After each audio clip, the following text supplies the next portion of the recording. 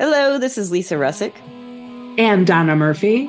with the podcast We Are All Psychic. And today we have a really cool guest, and he has a cool accent too. His name is Sam. Sam, would you like to say hello? Hello, great to be here, guys. Listen to that. And Sam, we have a question for you right away. I think Donna wants to ask you though. Sure. Yeah, I think it's my turn. So we ask all our guests this at the beginning of every show. And the question that we ask everybody is, do you think we're all psychic? Well, I think there's two levels to that question, right? So, like, are we all psychic underneath it all? Sure. Are we all operating from that ability? No, I don't think we are. So there's a like, I didn't grow up thinking of myself as has any psychic or intuitive abilities. I remember going to someone like probably 8 years ago, and she said, "You're very intuitive." And I was like completely dismissive of the idea because I was a philosopher who lived in the mind. So like it was just insane to me. So yeah, like there's so much that is percolating underneath the surface if we actually allow it to blossom. But are many people operating it that way? No. I think it's fascinating. You said that you were a philosopher and you never considered it possible. That's just fascinating. I've loved philosophy. I studied philosophy in college. Yeah. And for many years, because I never graduated, I went to school for 7 years and didn't get a degree. But I studied a lot of philosophy and English and chemistry and I don't know. But anyway, philosophy was my favorite. Like it was, but I always thought but I was into like the sci-fi movies and where they'd go. And we did our sci-fi stories and like they are coming true. You know, a lot of those sci-fi stories that were popular in the 60s and movies and TV shows, a lot of that stuff's happening. It's crazy. So you were a philosopher and you didn't feel that way. What made you get there? What happened exactly 8 years ago or after that? Well, it helped hitting rock bottom. You know, like it's nothing like hitting rock bottom to really like Meet God. give you a reappraisal of life. You know, like grieving for a friend who passed away for 5 years, dealing with a parent separation, mental health, anxiety, depression, suicidal ideation, all inside of a doctorate. Which, my whole intention was to fulfill my potential. And each day I felt like I was moving away further from that idea. Perfectionist, hard worker, all of those kinds of things. So that whole identity was tied to being an academic. And when that was kind of, it seemed like it was no longer an option initially, that's when I finally started to head towards the light, if you want to put it. I went into personal development in a much more practical way. And then from there, everything started developing.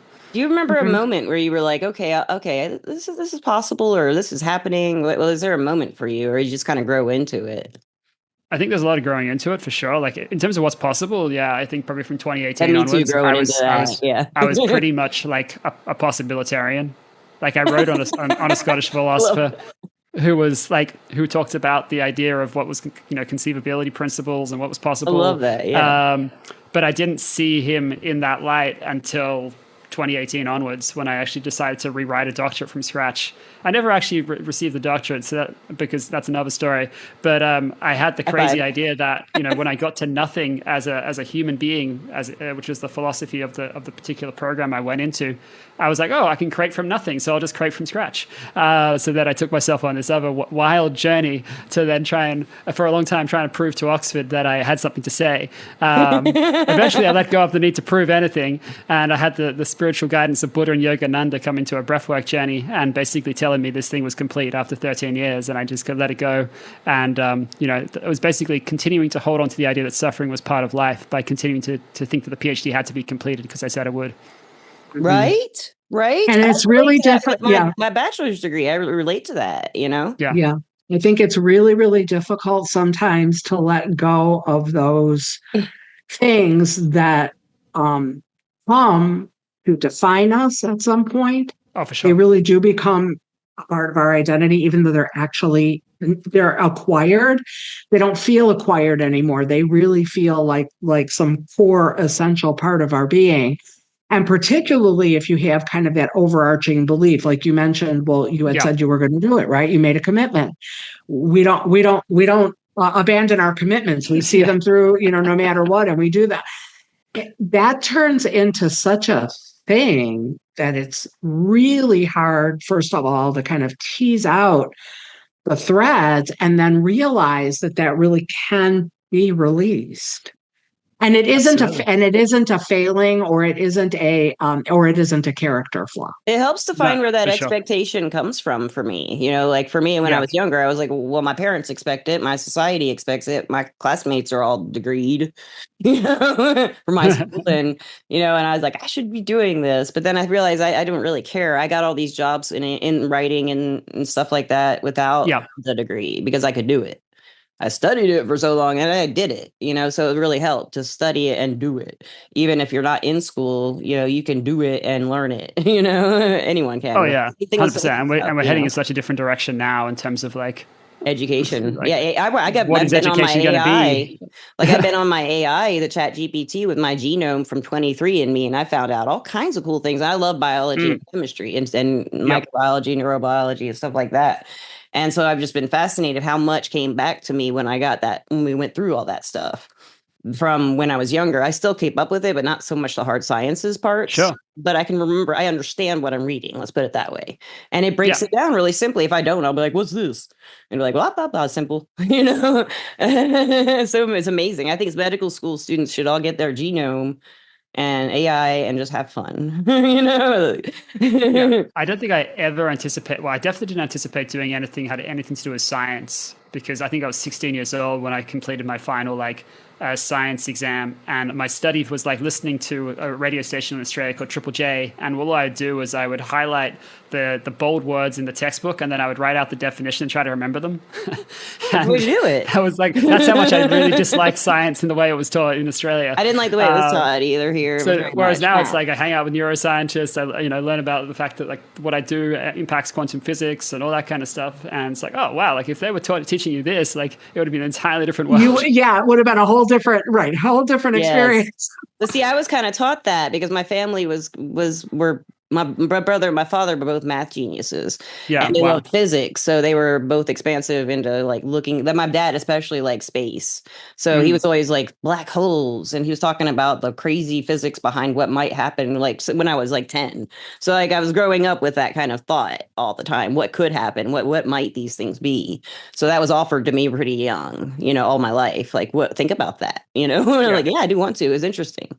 How you can apply what you learn with your imagination into what might happen. And I was a fiction writer for a long time, so that really helped me. And I did science fiction too, so that was like really my favorite genre. So yeah, the listeners and watchers, we're not going to talk about me and Donna anymore. We're going to talk about Sam.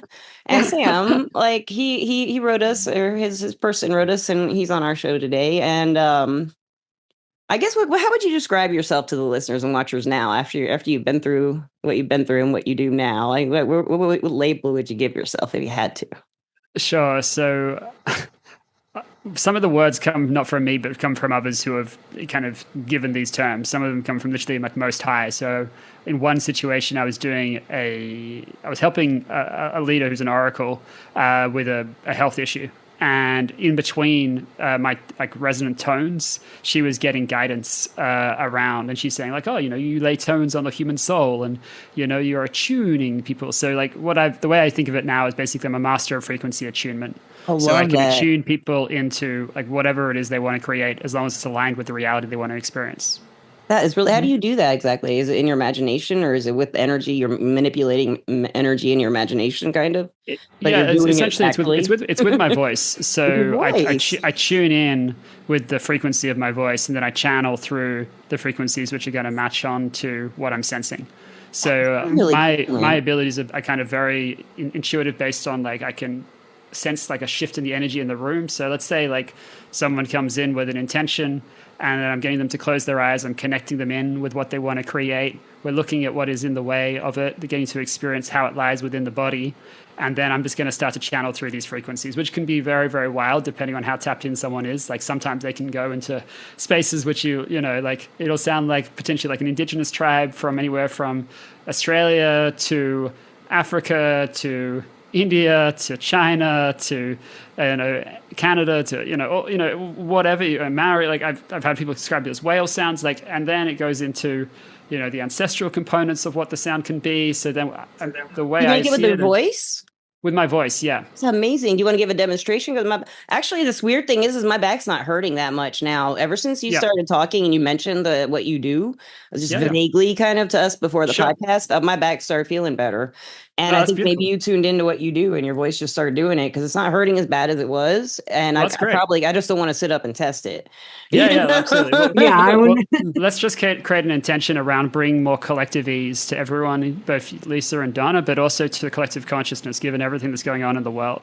So all I invite you to do is just to close your eyes and just to allow yourself to connect in really with whatever is going to make a difference to you, to allow a space for more ease, more flow to come through into your life and into your body, into your cells. So I'm calling in energetic support for Lisa, for Donna, and for everyone who's listening now and into the future. Really allowing this space of ease to come into your body, into this remembrance, really allowing this flow to deepen in this moment. And I'm going to bring through a sound, which is going to sound like it comes from below the crust of the earth. And then it's gradually going to go higher and higher. And we're just going to play in this space for a few minutes. So we'll see what wants to occur.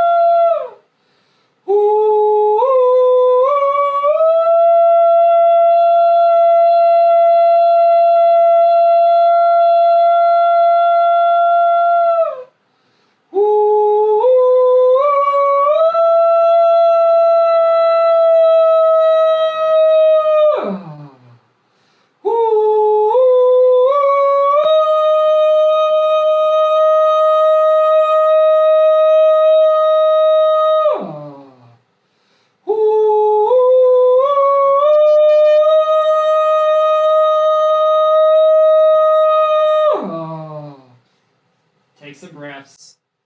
Really just allow yourself to be here with this frequency of what's coming through in this moment. Really allowing whatever wants to wake up in this moment to be present in right now. What I want you to do is I want you to connect in with this energy, whatever you're sensing in this moment. I want you to connect in with love for it. It could be a part of you which feels like it's from this lifetime. It could be from your ancestors. It could feel older than that. Whatever it is, I want you to sense into that. And I really want you just to have an internal conversation where you bring in all your love and compassion for them as I bring through this frequency of love, just to deepen this connection, just to create even more ease, even more space for all of this lineage.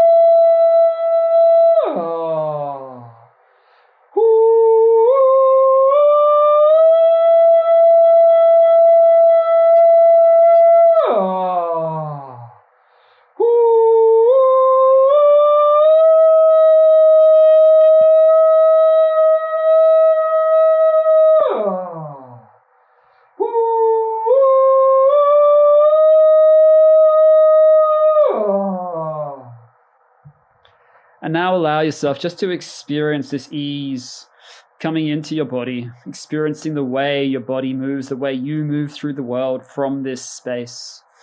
We're going to bring through this tone just to embody this at an even deeper level.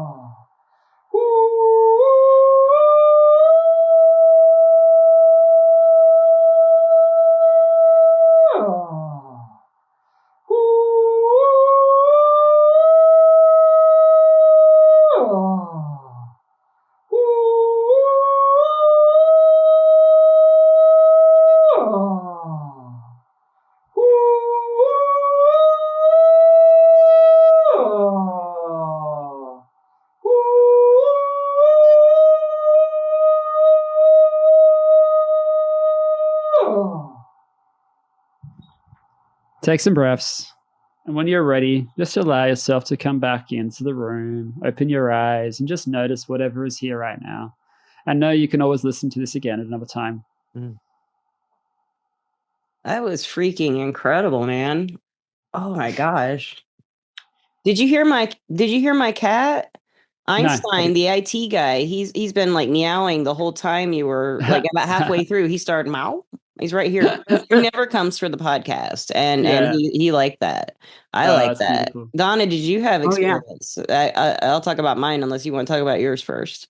Yeah, no, I just I really felt a really deep sense of peace, relaxation, a lot of warmth, especially heart chakra and solar plexus.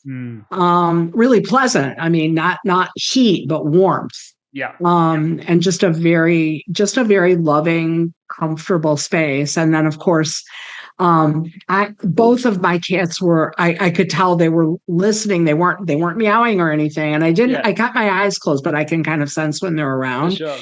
And of course, the manager, we call her the manager. One of my cats comes for every podcast, and there's Tail right now. The rest of her is here also. That's butt approval. If she shows the butt, that's butt approval. Yes, we're all getting the butt of approval out, today. I think. But she's but she immediately, as soon as everything, then when you said like to come back and come back into the room, she boom right onto the table right here.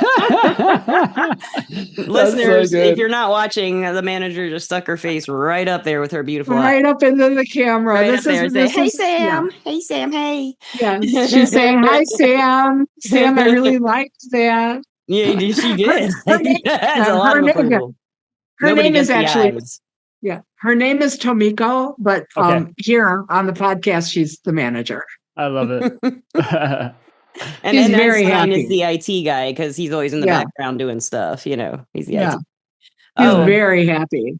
I had really intense experience. Like at first, I'm a musician and I love music and pitch, and I work with sound bowls with the 432 hertz and solfeggio frequency tuning fork. So I'm into this stuff. Yeah. And I felt like at first I felt like this burst of humor, I guess is what it feels like a sense of humor comes back. If that makes any sense. Music usually does bring that back first for me, kind of a sense of joy and humor. And that kind of came back into my energy because I didn't have it. I didn't have it. And I felt like when you were doing the lower tones, especially through, like I opened my heart chakra, one of our guests taught me how to do that. So I did that for it. And I felt a lot of movement coming out of my heart chakra and out of my everything. There's just all this energy just kind of shaken out is what it felt like. Yeah. And then when you said, okay, now we're gonna blah blah. He said something else and we did more. But before then, I started to feel it coming, really breaking up something in my throat chakra, especially. Like it felt like breaking it up is how I would put it. Absolutely. And it was like, but it came out the top is what it felt like. And then it came up through here when you went into that second part. And all through here, it was coming out of like the chakras, out of my crown chakra is what it felt like. And then it said something and you did or said something, and I thought of my friend. You said go back to what you want to heal. There's some back in your past somewhere, and I thought I don't know why, but I thought of my friend Wendy dying. Manager, she's listening, and I thought of my friend Wendy dying, and it just like choked me up, and I didn't really deal with it when it happened too well. I was just angry at her for doing it, you know. So I dealt with it, but I just felt really sad. Like all this grief came up, and then it was like after the third part, it just kind of like went away. It just like, and then she was with me. It felt like, and more so than she was in life. That was like the message that came through. So it was really intense for me, and my back is not hurting really at all. Honestly, that's awesome. That's it was feeling better anyway, but it's like not hurting at all. So that's freaking rad, man. One other thing right too, now, I'll just throw this out here right now. Where can my listeners and watchers find you? Because this is when they want to find out. Yeah, we can keep talking, but I would like you to let them know where you are. Sure, like they can find me at soulpurposeleaders.com. So like SOUL, not the sole of your foot. And then I've also developed a platform where they can attune into their own guidance 8 minutes a day, which is called resonanceos.io. That is just amazing. I love it. That's naturally that you learned on your own that was kind of taught to you. Yeah, exactly. Yeah, it just came through a series of spiritual awakenings from 2022 onwards. Wow. So I started off working with the energy of my hands. Then I had this experience where suddenly I could use breaths, which kind of looked like I was breathing like Voldemort, and I'd breathe through my mouth, and it would be super weird looking, but it would shift. I know what you're talking about. I do that now. I start like you clear out everything like out of your lungs, and it feels like shit is coming out. Does that make sense? Yeah, totally, 100%. Yeah, I can't say it any other way. Shit is coming out of the bottom of my soul. Like someone described me as a spiritual. Someone described me as a spiritual plumber, like clearing out all the gunk. That's a great way to put it. Better way than I said it. Spiritual plumber. That's great. Yeah. The other thing is too, and just as a reminder too, we will make sure that all of your contact information everywhere that you want people to be able to find you, contact you, will also be in the show notes. So that'll be there for everybody. Absolutely. I mean, we always hope that they'll listen to the podcast more than once. And we like that. But in case somebody doesn't want to have to go through the whole podcast to find that one section where you talked about it, we'll make sure it's there. Also, too, for me, being clairaudient, one other experience for me was I was actually starting to feel I'm going to say true resonance, almost like a tuning fork. Yeah. In my I'll say like in my ears, like in my eardrums. But also I'll say kind of energetically as well as physically. Yep. But because I'm a clairaudient, I'm pretty sensitized that way. Yeah. And literally it was like a tuning fork because you would hit a certain pitch and then I could feel the corresponding vibration and be on that same pitch. So that was another, I mean, I'll say kind of both physical and energetic spiritual feeling or experience that was really, really, really pleasurable, really relaxing. Yeah. I don't want to forget this thought. Thought. Did you hear the ambulance? Did you hear the ambulance? None of you didn't hear an ambulance. You hit the pitch of the ambulance. You were hitting the pitch above it. And then when the ambulance came down the street, you hit the pitch of the ambulance exactly just when the ambulance was here. Oh, wow. I didn't think you heard it, but you naturally just hit the pitch. Yeah. It was just a little lower than where you were. Do you remember going down a little bit and thinking like, what happened? That might have been why, because it was matching the ambulance here. Yeah. And you're probably healing them. Let's hope. Fingers crossed. That's really cool, man. That is really amazing. I love it. I'm blown away. So like, I would love to know, what are most people's experiences with this when they come see you? Are they pretty blown away too, or? Yeah, there's a lot of people in that kind of state of just like, who the fuck are you? Like, what just happened? I'm just like, thank you. Thank you. I know who you are, though. Yeah, it's like, I look just like another guy, and then suddenly I'm doing something. Like I grew up with Monty Python, and so I often say like nobody expected the Spanish Inquisition is kind of a good way of describing me. The first weapon is surprise, so it's like suddenly like this voice comes out, which is quite different to my speaking voice. And yeah. Like I've had people say, Also, like, "Oh, I could hear this like hundreds of meters away." You know, like if I could be on a ship my before. cats loved it. Yeah, Einstein a lot of Einstein needs do. a lot of healing. He needs a lot of emotional healing, physical healing. So he was really into it. My cat. Yeah, a lot of animals have like I've seen like giant dogs just like sit in a room while I'm doing this for an hour and a half completely still. I've seen dogs who have not, are just like they're the ones who are outside, are like going crazy because they're not in the residence. But the ones who love it, like they really freaking love it. Well, the thing that's interesting is Einstein. He was meowing the sweet meow, not the what's going on meow, but the real sweet meow. And he wanted to get up on me, and he kept putting his paws up here. So he might have seen the healing or sensed the healing. Because he loves to be with me when I'm doing Reiki or around me when I'm doing Reiki or something. And both one of the cats was really hesitant about Reiki, but he'll come ask for it now. That one, he just loved it. I'm gonna play it when I remix it. He's probably gonna do the same thing. I hope I caught a meow. I really hope I did.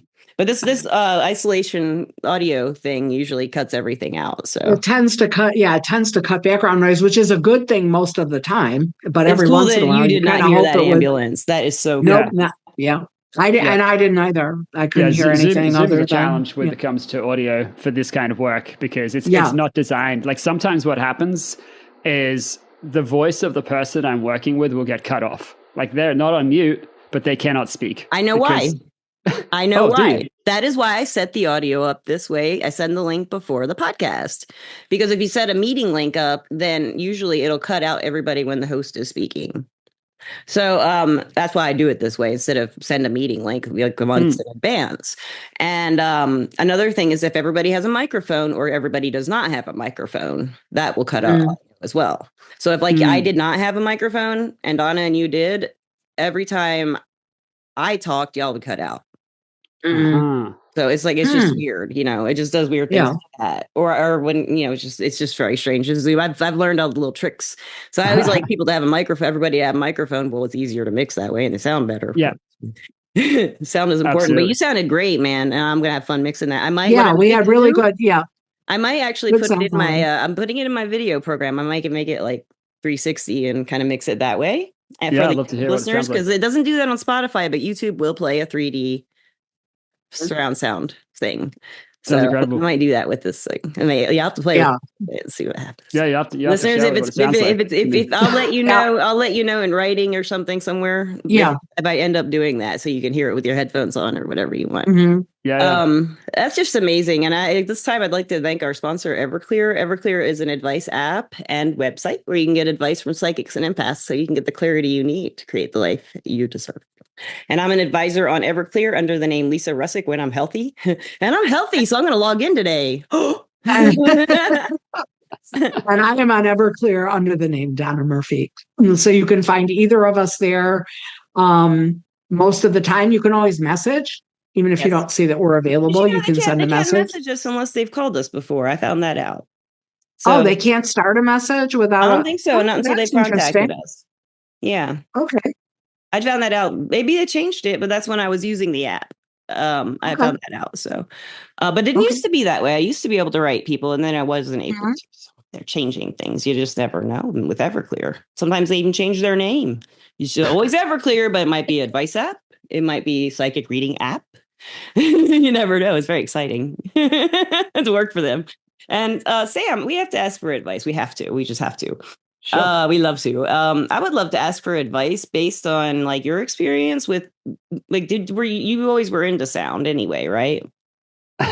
No, really. I liked singing as a kid, but I was told not to sing. I was like remember being in school assembly in high school and believing till that point I was tone deaf until I was, whatever the teacher was singing next to me, I was like, oh, that's tone deaf. Like, I just don't sing well. So like, that was the story. Oh, that's remarkable because you have a beautiful perfect sound pitch and a quality beautiful and a voice. big range. Yeah. It's pretty that's wild. remarkable. Like, what's emerged. Like, when it first started in 2023, I remember it was a bit like a boy going through puberty, because one, it was like, what the fuck is happening? Like, this is just happening like during a session. Like, I've gone from breath to suddenly this voice is coming through me, and I didn't try to do that. So that was weird in itself. And, discombobulating. And then the sound was a bit like grainy and tinny, I remember. So I worked with someone and that really expanded the capacity. And I remember talking to her, like, originally when I was originally going to hire her, and I said, like, look, I want to be able to expand, transform group consciousness. Can you help me? And she's like, oh yeah, we just need to expand your vessel, essentially. So it's expanding the physical body with the etheric body. At the moment, it's sort of constrained in that realm. So once we did that, that's really allowed the voice to just travel like 100 times beyond whatever it was before. And then I really started to I went through like a past life regression, and it connected me in with this voice from ancient China. It was like 14,000 years ago. And the message I got was, I was a woman with a healing voice, and they didn't like it, so they killed me. But the etheric body lived on, is what I said out loud. And as soon as I said those words, it programmed some remembrance. And I started to create this tone with a kind of softer, more oriental shape to it. And then the recording didn't have original sound for musicians. So it was horrible. Like, you could literally, I was just trying to listen to it over and over again to see if I could get the data. Like, oh no, I can't remember what this thing is. And then after a few weeks, something clicked, and I started to sense in at a deeper level. And I could see this is the shape of this sound also matches onto certain emotions. So like, those softer tones will match onto sadness and grief, but they'll also match onto safety, and they'll also match onto a lot of the inner child work. So often you'll start with that if you're wanting to create safety, a space to receive, if you want to work with like any kind of vulnerability, if you want to work with grief, right? And then you can expand the receivership once there is a foundation of safety. So that was the kind of the first component. And then at some point I sensed like, I think I can work at an ancestral level now. So I remember just creating like a raw recording, sharing it with someone, and they responded. That, it was like 6 minutes. It was horrible quality, but they were like, that separated me from the energy of war in Israel. And they were Israeli. And I was just like, whoa, okay, that's crazy. And then I sent another one to someone else, and they were at the time they were leaving the Mormon church, and they, and they'd been born into it, but they hadn't chosen it really. And they experienced like basically all of these women in their line who had been in polygamous marriages, but they hadn't chosen to be in them. And so they were in that situation. So it was decoupling the energy of that. And so once I heard back from him about that, I was like, okay, shit, like this is nuts. And so then I just kept getting more and more trust, and I kept sensing it. And so like, when I first started to create these group activations, just without anyone present, it would just be like, all right, I'm going to impact collective consciousness, and then let it be so. It was in this office, and that became like one of the recordings, which is a transmission on the app. So just people's reactions just eventually convinced me like something needs to be created. You have an app?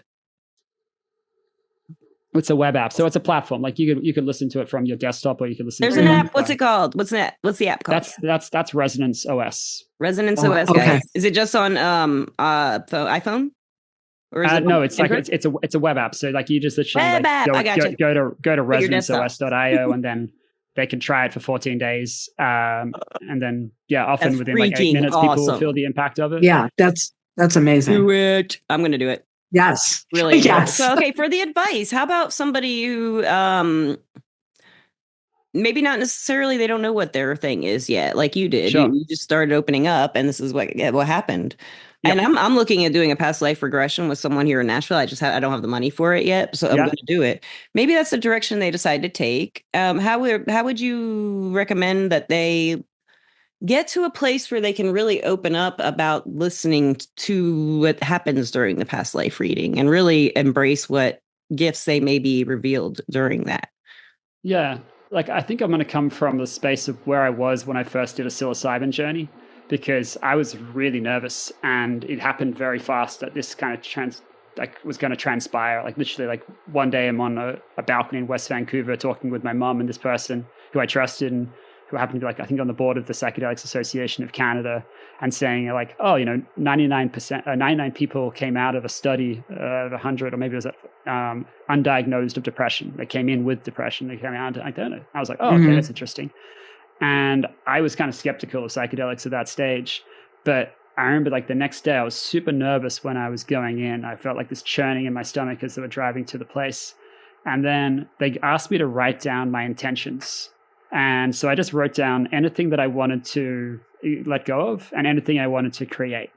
So I would just tune into an intention, like what's important to you? Like, why are you if you're going to go into a past life regression, like what's important? Why it's like, and sometimes the more simple the intention, the better. But for me, at least, I had so much, I guess I wanted to get off my chest. And so like, I literally purged. You purged everything. Yeah. Like it was very beautiful. Like it was very blissful as an experience. And then like the past life regression that I did, I think that was like, they just took me through 3 different, I think, spaces, some from my own life and then eventually into past life and then into like the ether and beyond and places that I could only sense into, but without really knowing what's going on and just have to be in a space of trust. But I would just follow your curiosity, like for me, everything's guided by curiosity. Me too. And it's just like, okay, like I agree completely. Like why would it, what might be of value to me in discovering this? Like, why would I care to even know? Right. And what difference could it make if something got revealed, right? Like what might it harmonize within my life if I could see, oh, this is why this is like that. This is why I've gone down this particular path, or this is what I needed to learn in this particular life as a consequence of who I was being in this other one, right? Like sometimes, we come into this as a karmic path and there are lessons that we're here to learn as a consequence of what we've just, done or not done in other times, right? Like I believe that journeys. Like there's such great books, like the things that there's some books to read, right? I think it's Michael Newton, Journey of Souls. Yeah, we talked about that we had the first we've talked about that before. Like, it's a wonderful book. I love that. That's my favorite of all those. I think that would be something I would invite someone who's thinking of doing a past life regression journey to read beforehand, because it'll help create a foundation of, okay, I can advice see what this looks like. That's wonderful. Yeah, that's a wonderful I'm suggestion. ready to receive it myself. That's a great suggestion. That's a really good book, man. That's one that one changed my whole, because I had spirits telling me basically that. And then when I read that book, I was like, what the hell? My God, it's real. They said it's real. From where all these people, like all of these people line up and say the same thing. And, it's just amazing. It's a great book, guys. Journey of Souls, Michael P. Newton, I think. And then he's a PhD. I think it says PhD on the book. I remember all this. I think it does. I read something, I usually remember it. So sometimes. So I guess we do have one last question. Donna, would you like to ask him the last question since you asked him the first question? Sure. The question that we usually ask that we always ask our guests as we're wrapping up for the episode is, do you love our listeners and watchers? Sorry, I missed that question. Do you love our listeners and watchers? Do you love them? Love the listeners and watchers. And the watchers. I'm not somehow getting the question. So I'm sorry. Okay, I'll try again. Do you love our listeners and watchers, our audience? Well, this is the first time I've been here, so I'm absolutely excited to hear back from your listeners and watchers. I think you've done this for like 8 seasons at least, something I looked up. I'm not sure if that's right. This is the 10th season. Yeah, 10th season. Like, 7 years, that's 10 incredible. seasons. So, the fact that you've grown an audience who wants to listen for 10 seasons, which is, you guys are super fun to be with, so it's not hard to see why. But yeah, like I love anyone who's got that level of dedication that they'd actually want to, and that would allow this to be created. So absolutely. He loves you, listeners. That's what he's saying. He loves you. Yep. And we love you too, listeners and watchers. Have a great time wherever you may be. Peace out. Thank you. Go check Sam, him thank out. you. Thank you so much for joining us. Thank you. I hope you'll come back and see us again sometime soon. Sounds great. It's been a really, really wonderful experience. It's been a really profound experience, which I think at some point I'm still processing. Me too. Which is probably why I'm not as verbal. And I'm actually less verbal about it. I think Lisa's more and I'm less, but it's just been a lovely experience, and I'm so glad that you joined us. And I know that people are really, really going to enjoy this episode a lot and get a lot from it. So thank you so much for sharing with us. Yes, and listeners, my pleasure and joy. And listeners, I don't have to go to the chiropractor now. I was going to go to a chiropractor, but now I don't have to because I can move. It feels good and not hurt. It's freaking gone. I mean, I can sit up. Nothing's happening, man. There's no pain. There's no stiffness anywhere in my body, man. That's just, I'm going to call you tomorrow. All right, guys. Thank you. We love That's you. amazing. All right, I bye love for it. now, We love everybody. you. See you soon. Andrew loves you. Bye. Thank you. Bye. Good morning, listeners and watchers. I am waking up. I just took a towel off my head because my brain was inflamed. It works. Wet towel, cold wet towel. I did want to tell you my experiences after this podcast because this was a really cool one. After the podcast, I was in some pain and then it went away again.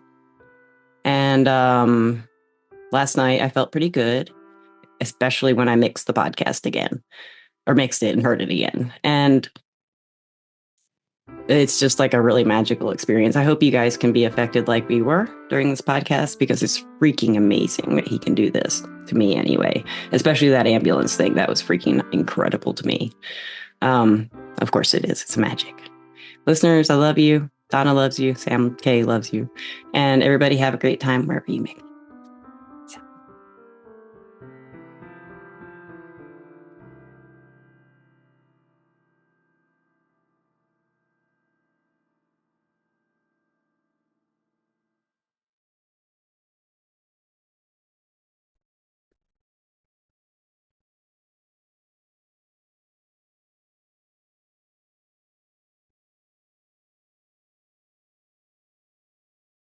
Good morning, listeners and watchers. I am waking up. I just took a towel off my head because my brain was inflamed. It works. Wet towel, cold wet towel. I did want to tell you my experiences after this podcast because this was a really cool one. After the podcast, I was in some pain and then it went away again. And last night I felt pretty good, especially when I mixed the podcast again, or mixed it and heard it again. And it's just like a really magical experience. I hope you guys can be affected like we were during this podcast because it's freaking amazing that he can do this to me anyway, especially that ambulance thing. That was freaking incredible to me. Of course it is. It's magic. Listeners, I love you. Donna loves you. Sam K loves you. And everybody have a great time wherever you may be.